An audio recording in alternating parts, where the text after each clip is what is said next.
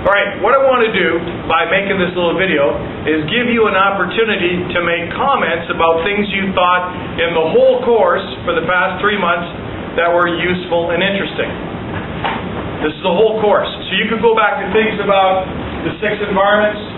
You could go back to Alan Bell's talk about political risk and scaring you about terrorism and risk and threat assessment. You could talk about things to do with government influence on trade, country evaluation, sources of information, the guest speaker about tires.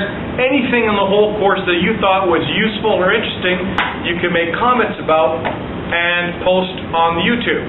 Now, if for some reason you find it difficult for the particular channel, whatever it is that you're accessing YouTube, to keep the comments without winking you back out, and it doesn't work, then all you have to do is just send me an email saying this is my comments on the context of that YouTube thing, right? The reason why I want to do it on YouTube is because other students can see what you said.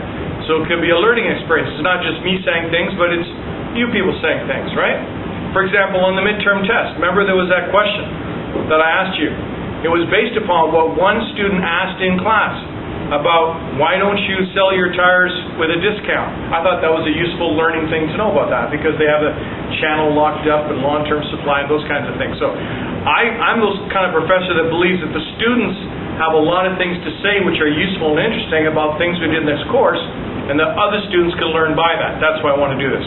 Okay? Well, I learned the importance of contingency planning. For instance, I went on vacation recently and I implemented the policies and concepts that I learned from Alan Bell with respect to personal risk. For example, were you the one that went to Las Vegas? Yeah. Cool. I remember that, yeah. For example, just the little things like knowing where the fire escape is, being on the first 7 floors in case there's a fire, things like that, and reporting to the consulate,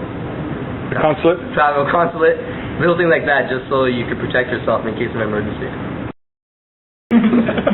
Okay, go ahead, Clay. Hi, I'm Clayton. So some of the things that I learned, well, actually, it sort of relates to C44.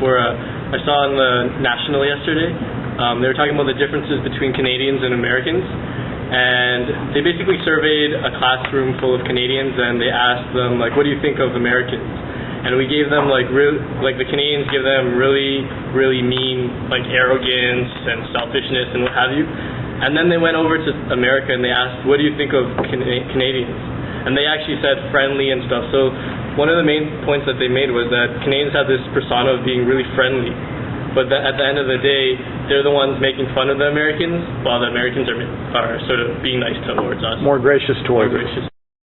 Right, so if you're looking to import items or products from China or India, and you don't really know anyone there, you don't have any contacts, or you're not sure which business to contact, if you go to the Chinese embassy, or even the Indian embassy, they might hook you up with contacts or potentially dominant players in the industry. And then this way you can contact them and get a good deal on something that you want to import. And as students, that can be advantageous to us because if we may not have a lot of contacts, going to the embassy is in their best interest to help us because they will be exporting to Canada, and this way they can help us secure a deal which without having the embassy to speak to, we would never have had these contacts to seal the deal. Now let me ask you, if you want to do business in China, why wouldn't you contact the Canadian embassy in China? Why are you contacting the Chinese embassy in Canada? Well, if you're contacting the Chinese embassy, they want to export to Canada. Whereas if you're contacting the Canadian embassy, they're looking to export to China, and therefore they may not help you as much. Perfect.